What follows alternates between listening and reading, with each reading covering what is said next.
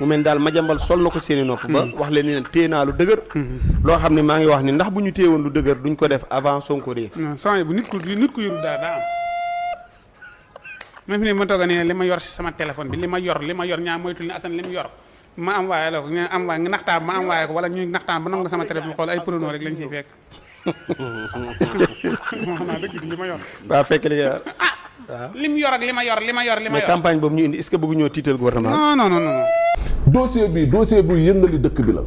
comme yéen da ngeen bëgg a jàkkaarloog man pour sànq ma manit li ma xam lépp dinaa ko wax bu ko defee soit ñaar mooy am seen dara yàq wala wa ilaay ngeen jëlee ci loo xamante ne nii kat ëllëg doo leen ci am ndam. kii dafa toog ci réew mi nag ne veut pas dire que fii la dëkk non maanaam kii ruqaat yi mu xam ci réew mi ak secret yi mu téye ci réew mi bari na de. même fi ne ma tooga ne li ma yor si sama téléphone bi li ma yor ñaa moytul ne Assane li mu yor ma am waaye la ko nga am waaye nga naxtaan ma am waaye ko wala ñu naxtaan ba nangu sama téléphone xool ay prono rek lañ ciy fekk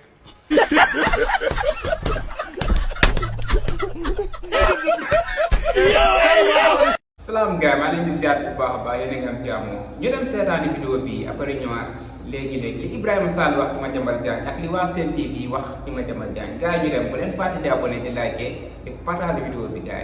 yi. pôle judiciaire financier nangu ci alal ci Madiambal Diagne te li matal leeral. ñii di seetaan xam ko sénégalais yi xam ko rapport bi mi ngi daté le 17 rapport explosif de la CENTIF bu daté du 17 novembre 2020 boobu président Bassirou Diomaye Faye nekkagul président CENTIF boobu jàpp Madiambal Diagne ci rapport boobu ñooñu fi nekkoon Macky Sall moom moo leen fi tegoon xam nga kon loolu rek mooy wax ji farankulaay CENTIF bi jàpp Madiambal Diagne le 17 novembre 2020 Macky Sall moom moo leen fi tegoon rapport CENTIF boobu nee na rek doomu Madiambal Diagne entre 2021 ak 2022 doomu Madiambal Diagne retiré na xaalis lu toll ci 1 milliard de francs CFA yoo xam ne dara justifié wu espèce liquide te montant yooyu pour nga retirer ko ci banque day am ay procédure am fooy jaay 1 milliard de francs CFA ce qui fait un total de 1000 millions de francs CFA un gamin de rien du tout retirer cette somme d'argent nga xam ne rapport bi moom moo ko bind ñu ne Madiambal Diagne am na ñetti immeuble ñu ne benn bi rek 16 étages la def diggu Ndakaaru ñetti immeuble booru Wakaam immeuble bu ne estimé ko ci xaalis ñaata la ñu ne pôle judiciaire financier bind nañu impôt et domaine si ay terrain yoo xam ne maanaam lim bi kenn mënu ko natt ci loo xam ne Madiambal Diagne am na ko ci ay terrain xam nga bés bu sénégalais yi laajee lan moo jële Madiambal Diagne tribunal rek wax ji dafay farankulaay xam nga damay joxe rek ay piste dafa am lu ñuy wax scellé tribunal scellé mooy ñu nangu woon sa oto wala sa portable jent ko en attendant ñu di la àtte léegi nañ laaj Madiambal Diagne rek nañ ko laaj rek par rapport ak li ma junj lan moo ko jëlee tribunal bés bu ñu xamee li tax ñu dàq ko tribunal ñu dàq la bëccëgu ndare kàmb bés bu ko sénégalais xamee rek lii dootu leen jaaxal cependant des médecins des journalistes des enseignants ay ñuy liggéey ci mbalit mi ay brancardiers des infirmiers ñi ngi ci réew mi di def liggéey bu rafet di yeewu fajar ay magistrats di àtte dans les cours et tribunaux ba 5 heures du matin chambre criminelle un individu ku jóge Pekes la Madiambal Diagne jóge Pekes Madiambal Diagne ça fait une semaine maa ngi def une enquête ci moom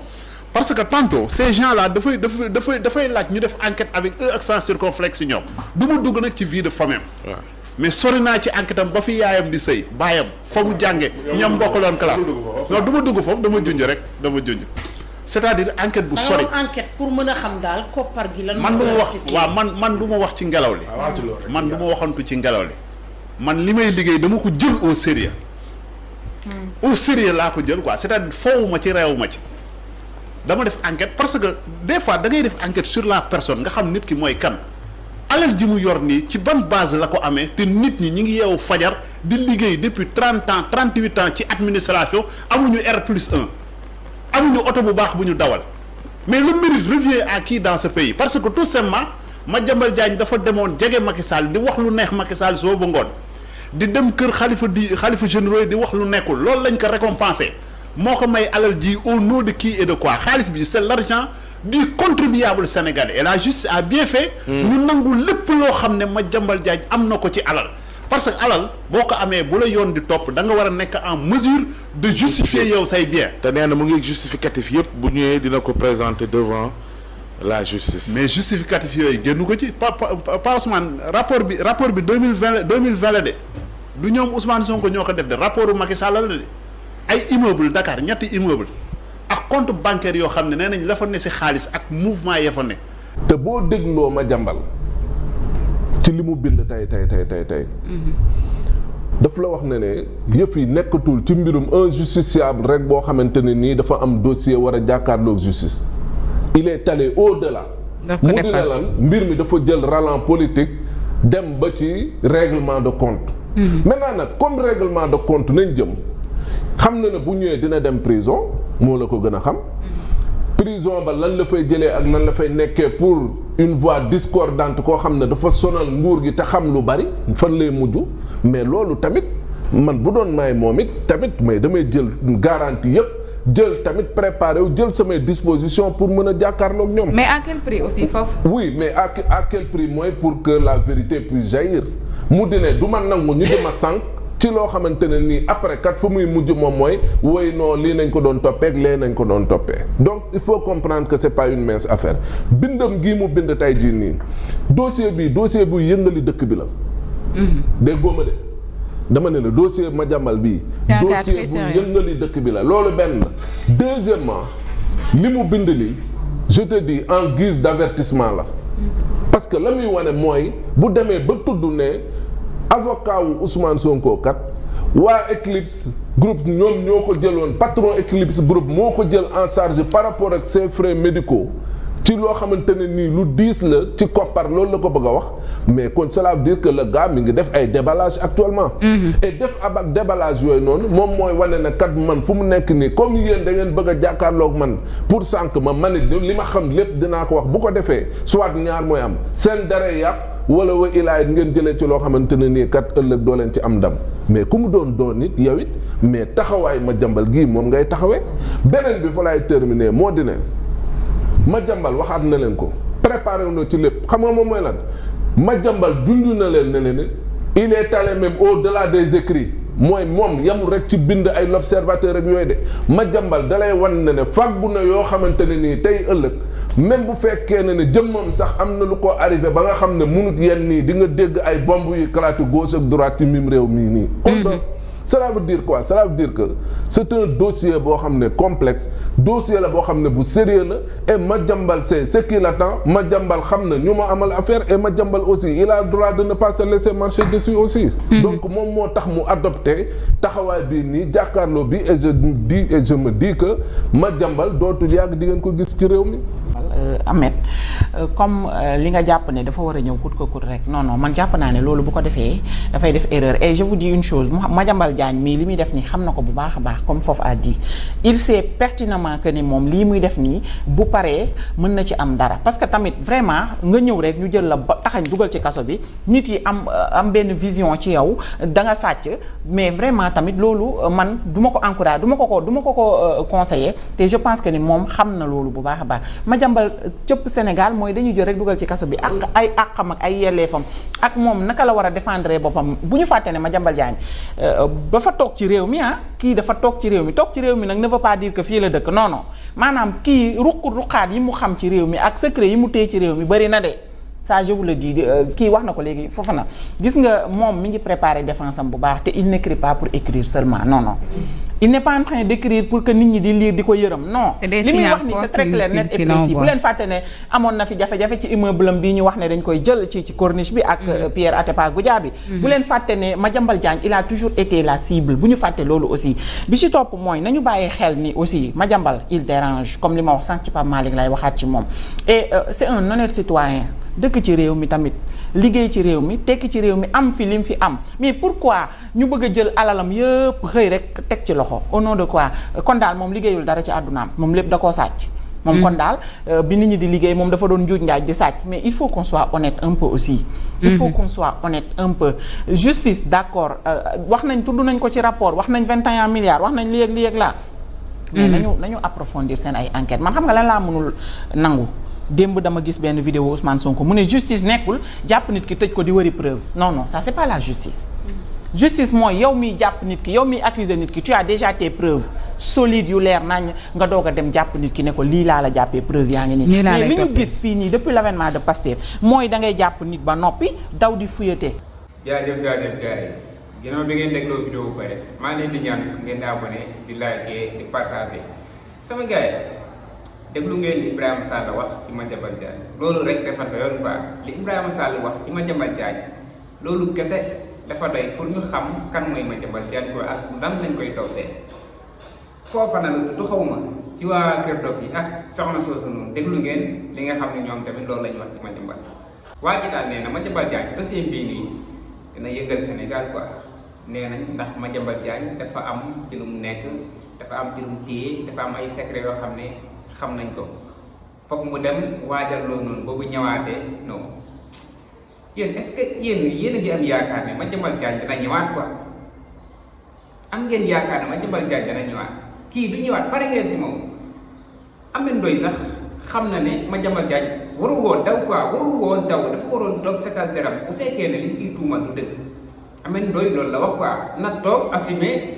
waa setal deram na ñëw léegi loolu la Ameth Ndoye wax te ñu bëri la Madiambal Diagne lu muy daw moom xam na ne dafa def c'est que rapport bi ko tudd rapport boobu déglu ngeen di ko Ibrahima Sall waxee depuis 2020 lañ ko tudd ci benn rapport Macky Sall tëj ci coom comme ni mu ko doon defee comme ni mu ko doon waxee waaw benn rapport dana la cité ci nga lu ba xaalis bu toll noonu bu pare ñu bëgg bàyyi noonu mu seetlu quoi après buñ la wooyee ñu ne Ousmane Sonko moo bëgg a kii affaire bi ñu ne Ousmane Sonko moo ko bëgg a jàpp moo ko bëgg a denc ndax dafa sonal gouvernement bi Madiambal Diagne ban sonal la sonal gouvernement bi ba mu jaral leen ñuy toog ci kaw koo xam ne deful dara pour jàpp ko rek pour noppiloo ko Madiambal Diagne dañ la sonalee gouvernement bi dafa def ñu war ko convaincre mu leeral ñii naan Madiambal Diagne waa foog mu dem préparer ay défense am mais Madiambal Diagne dafa daw demul quoi pour ñëwaat dafa daw demul na aéroport gars yi na ko mënoo dem wàññeekul dañ la convoqué xaw ma jeudi la woon xaw ma vendredi mu ñibbisi après mu war a dem bu ji convocation bi nga xam ne jox nañ ko mu daw pare ngeen nekk fii naa nu mu téye depuis ñaataat Madiambal moom ci di tuumal Ousmane Sonko di ko jaxase kër kilifa diine bu amoon ci lu mu téye loo xam ne mënal na nit dara bu nii génne na ko bu yàgg bu nii affaire bi bu nii Sonko suulu na bu yàgg bu nii duñ xam sax Ousmane Sonko jéemal nañ ko lu nekk mënaluñ ko dara bu tuumaal ko fii fexeel ko fii montel ko fi ay dossier jéem bu sonn mënaluñ ko dara depuis ñaataat ba léegi ngeen naan dafa am lu mu téye bu tasaaree dëkk bi tàkk xaw ma nu mu fa demee noonu Madiambal Diagne néegam bi mu dëkk sax mënu kaa boyal nga naan ay taal dëkk bi gars yi may leen ñu waaye may leen ñu jàmm Madiambal Diagne dafa def Macky Sall waroon koo yóbbu ci yoon mu joxe xaalis bi nga xam ne dóor na ko Macky Sall deful loolu du ko jàppale teg coom ci dossier bi nga xam ne waroon na dem wuy ji Macky Sall bàyyi ko muy wax lu ko neex di nangu suuf gaay di nangu teerewu gaay di nangu këru gaay moom sax wax na ko après ba gaay nga xam ne ñëw nañ woote jubal bi war a leeral noonu yëpp woo fa mu ne du dem muy ji pour lan waa Sen TV moom ay naafeek lañ quoi barke alxuraan ñii xaw ma ay non xaw ma rek mooy seen métier léegi quoi wala man benn question sax laa bëggoon a laaj depuis démb léegi dama koy fàtte man instant bii nii su ma neexee ma nekk journaliste wala journaliste dañ koy jàngi wala nu mu fa demee noonu man dama yaakaar ne gars yi dañuy xëy rek benn journée man journaliste la duñ dem école jàng ci ko duñ jàng communication duñ jàng dara xëy benn jour rek nga ne toog ngay def say vidéo boobu yàgg nga ne man journaliste la quoi man dama yaakaar ne ñu nekk Sen TV noonu la fa demee quoi foofu amul journaliste instant bii nii amatul journaliste ñëpp bu ñu xëyee si ba ngoon ci Ousmane Sonko la ñu nekk di manipuler dañuy gis dëgg bi nii tegg ko xëcc ay fen teg ne lii mooy dëgg ñoom noonu la ñuy liggéeyee quoi ñëpp ñoo ngi leen di seetaan kuñ fi ne yaa sàcc ñu taxaw ne sàccoo pourtant leeru leen de barke alxuraan dara leeru leen si kuñ fi tuumaal dara ñu taxaw di jéem a satal sa der dama ko wuy ji ñu war la convoqué ñu taxaw ne kii Ousmane Sonko moo bëgg a tëj mais deful dara soxna si wax na ko nee na Madiambal Diagne li mu am yëpp daf ko liggéey moo ko famee loolu la wax leer na ko ndax sàcc na wala sàcc est-ce que Madiambal Diagne bu fekkoon ne set na du dem buy ji ndànk ñibbisi waat ndànk est-ce que loolu gënul woon quoi bu defoon loolu dem ñëwaat ngeen xam ne kii liñ koy tuumaal nii dëgg dañ koy tuumaal rek mais Madiambal Diagne li mu am moo ko liggéey mais defu ko dafa daw koo xam ne yow ñoom la jiñ sàcc nga dem nga war a dem leeral ndax yaa sàcc wala sàccoo ñu woo la ci yoon yow doo dem leeral loolu léegi nga bàyyi fi loolu yëpp daw dem yow léegi nan lañ la mën a àttee yow est-ce que mën nañ laa setal quoi sa mbokk sax yow sa nit bi la gën a jege est-ce que ñoom mën nañ laa setal yow koy yaa defoo demal nga leeral quoi demal nga leeral yóbbu ay preuve dangaa daw ça veut dire que yow yaa sàcc nan la fa demee waa Sen TV daal moom jaaxal nañ mu kaa ñoom chaque jour ay sàcc la ñuy défendre ay reykatu nit ay fenkat ñooñu daal lañu nekkee ci plateau yi quoi di leen jéem a defal mais yéen yàlla baax nañ dem rek yàgg dëgg dina leer yàgg dëgg dina feeñ ñu dem sama gars yi bëgg naa leen abonné leen di like di partage vidéo bi jaajëf sama gars ba ci beneen vidéo jaajëf